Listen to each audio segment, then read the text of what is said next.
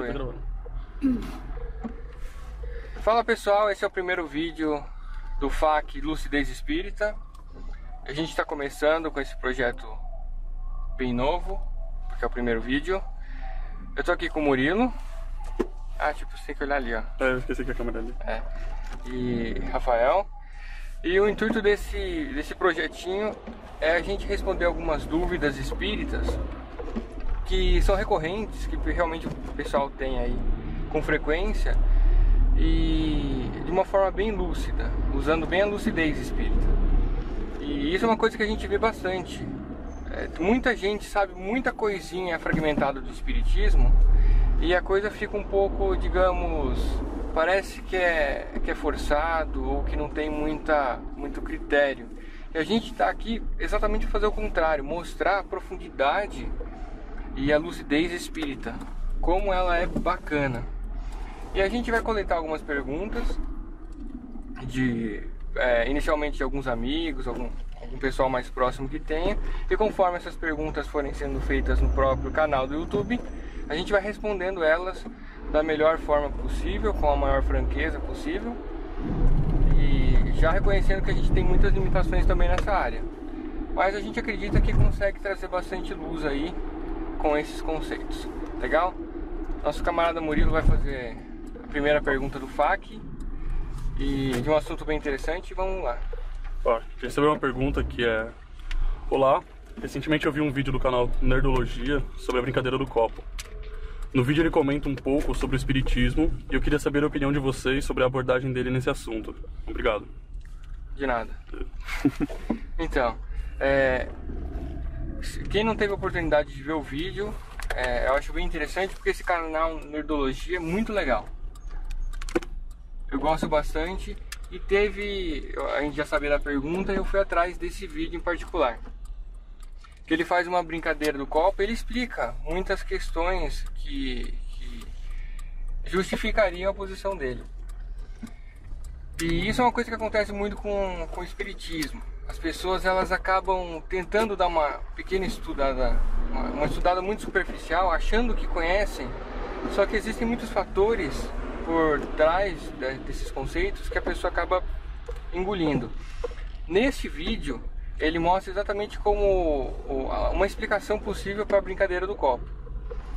Ele passa por alguns conceitos espíritas, principalmente da história, mais da história espírita, e deixa muito vago, dá uma impressão meio de que o espiritismo é meio frajuto, assim, é meio um fake. Então, respondendo da melhor forma possível, no vídeo ele aborda muito da questão da movimentação que aconteceria com as pessoas envolvidas nessa brincadeira. Só que aí existem alguns outros pontos envolvidos que são extremamente importantes. Por exemplo, se você tem uma turma de amigos fazendo a brincadeira do copo, e elas estão lá com a mão em cima do copo, certo? Como se o espírito estivesse movendo o copo. Mas aqui a gente tem algumas questões. A primeira é a seguinte: em uma turma de amigos assim, que estão fazendo uma brincadeira dessa, existe uma pergunta muito importante que é: qual dali tem mediunidade ostensiva? O que é mediunidade ostensiva? Todo mundo sabe, quer dizer, vamos explicar dessa forma, todo ser humano, eles são médiums. Ou seja, eles têm mediunidade. Quem tem mediunidade é médium. Ou seja, tem essa comunicação, essa relação com o mundo espiritual.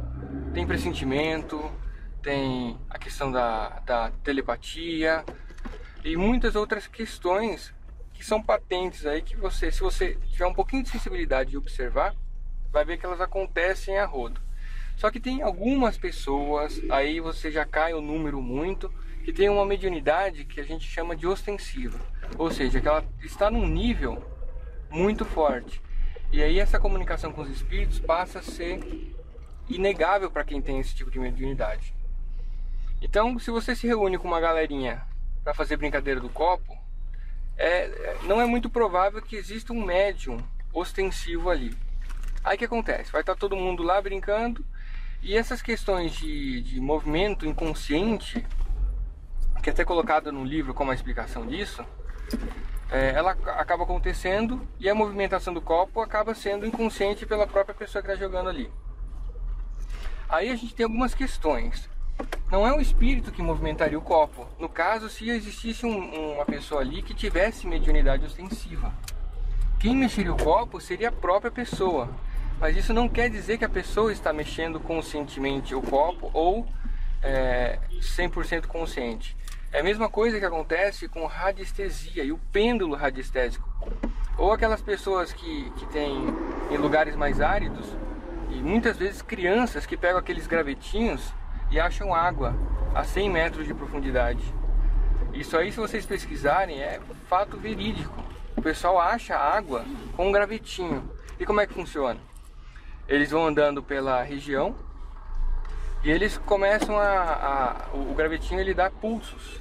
Mas quem está dando esses pulsos, essa movimentação, é a pessoa que está com o gravetinho.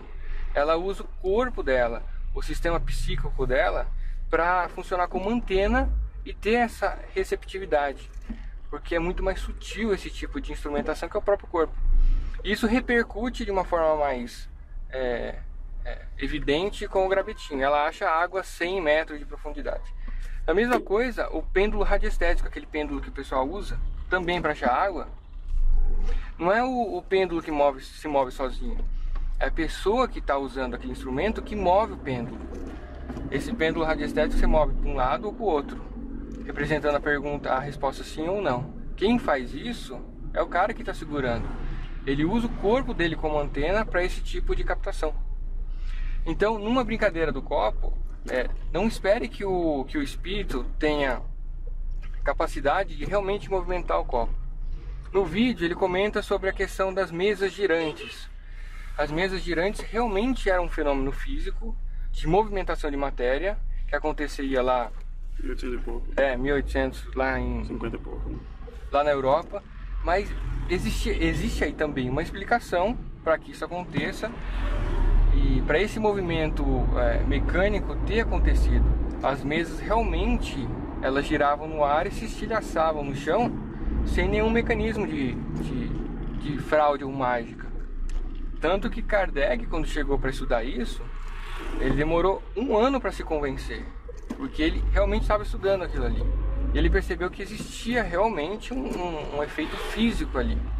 Hoje isso não acontece com mais frequência. Hoje, na verdade, os efeitos físicos são mais raros, porque existe um propósito da espiritualidade em chamar a atenção das pessoas para aquilo.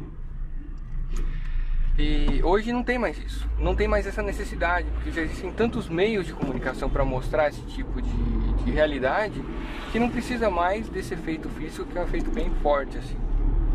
Então imagina que se existisse uma pessoa ali que tivesse mediunidade ostensiva, ela mexeria o copo, mas o corpo dela responderia a essa afinidade com esse espírito, funcionando como um médium dando essa passagem para essa comunicação do espírito. Então aí a gente tem várias coisas assim.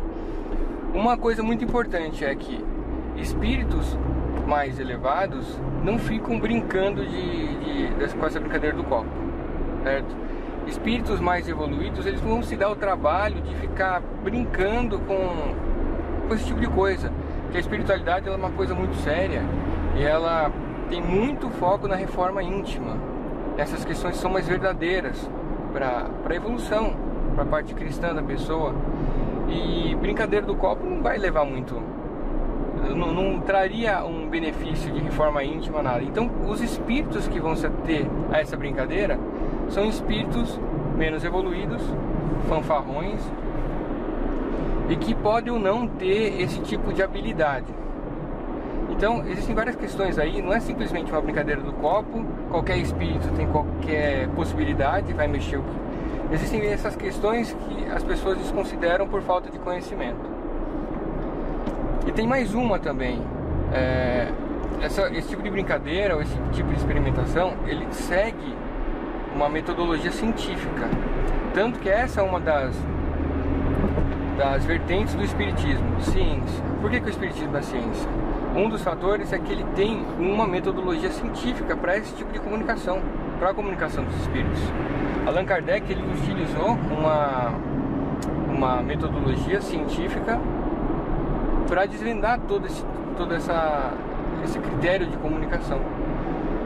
Então a gente está tratando ali não com uma pilha voltaica, não é uma coisa que você vai lá, faz um teste aqui e o teste acolá daria a mesma coisa. São pessoas desencarnadas que têm o livre-arbítrio. Isso deixa a coisa muito mais complicada. E são essas variações que acabam parecendo que existe fraude e não é bem o que acontece. Então quando o espiritismo ele é bem compreendido, a gente começa a entender a grandeza dessas coisas. Então com esse vídeo existem muitos fatores.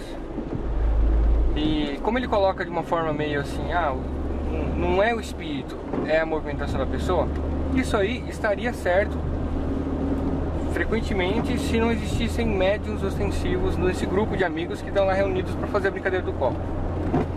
Mas é importante frisar aí que o espírito não mexe o copo, certo? Não que isso não seja possível, mas é muito raro esse tipo de manifestação. O espírito ele vai utilizar o aparelho psíquico da pessoa para a movimentação do copo. A mesma coisa que Chico Xavier, o espírito não movimentava a caneta. Ele se comunicava com toda essa questão mediúnica do Chico e ele transcrevia, certo? Existem outros tipos de mediunidade que funcionam mais passivamente, assim, mas aí não é o caso. E acho que é isso. O que você gostaria de acrescentar, meu cavaleiro alado? É que faltou levar não faltou levar em consideração, faltou o conhecimento de que a influência do espírito não é direta, não é que o espírito vai vir e vai mexer o copo. Então faltou esse entendimento dessa influência. Ele vai influenciar o médium a movimentar o copo, não é o espírito que vai movimentar o copo. Então se você tentar provar cientificamente, realmente não é um espírito movendo o copo. Então não é que tá errado a consideração, é do Átila, né? Do canal. Do Átila, não é que tá errado a consideração dele. Biologicamente falando, ele tá certo, mas falta levar em consideração o fato da influência, de que a pessoa que está movimentando o copo está sendo influenciada e não por um espírito tão elevado, porque, como você disse, eles não estariam brincando disso. Então, mas geralmente a pessoa não está sendo influenciada porque médium em um grupo é raridade. Não é raridade, sim. Mas num caso em que tem um médium ostensivo, ele está sendo influenciado. Isso, exatamente. Então ele vai ser influenciado a mexer o copo. Aí ele coloca até um desafio de colocar as letras, numerar elas, uma sala e depois. Tudo isso pode acontecer se você tiver um médium ali. Se você tiver efetivamente um médium ostensivo e fizer essa brincadeira, que não é recomendado, por quê? Porque esse tipo de brincadeira não é séria. E o espiritismo, essa questão espiritualista, tem que ser tratada com seriedade. Mas beleza, você é um médium ostensivo e quer brincar. Você vai atrair muita tranqueira para você, mas isso aí daria certo. Se você achasse um espírito fanfarrão que quer brincar com isso, isso acontece. Agora, não é porque você reuniu uma galerinha ali, não deu certo, que todo o espiritismo é uma farsa. Essa é a questão. Existem muitas coisas envolvidas. É por isso que o próprio Kardec fala, se você quer conversar sobre o espiritismo, você precisa se instruir sobre ele. Senão fica uma coisa, ela não vai passar nem conteúdo, nem seriedade e nem respeito com a verdade. Então eu gostei muito dessa pergunta porque é muito interessante e tem muitas coisas circulando sobre o espiritismo, sobre alguns facs ou algumas pessoas falando, algumas bem agressivas, né? E que precisam de um respaldo, de uma luz sobre esse tipo de situação e abordagem. Então, a gente deixa o link do vídeo. A gente deixa o link do vídeo lá. A gente gosta muito do canal do Átila, biólogo. Bom. E a gente gosta muito, mas a gente precisa dar esse respaldo, né? Quem sabe ele vê esse vídeo e conversa também com a gente, dá uma contra-resposta e tal. Isso aí é muito importante, tanto para ele como pra gente, né? Quando a conversa ela é franca e aberta, todo mundo ganha. É isso, pessoal. A gente respondeu a primeira pergunta do FAQ. Mandem mais. Mandem qualquer dúvida que vocês tenham sobre espiritismo. Se a gente não souber, nós vamos correr atrás para Estudar. Então. estudar e passar da melhor forma possível. Legal? Isso aí. Um abraço, Até. um beijo na bunda. Fui.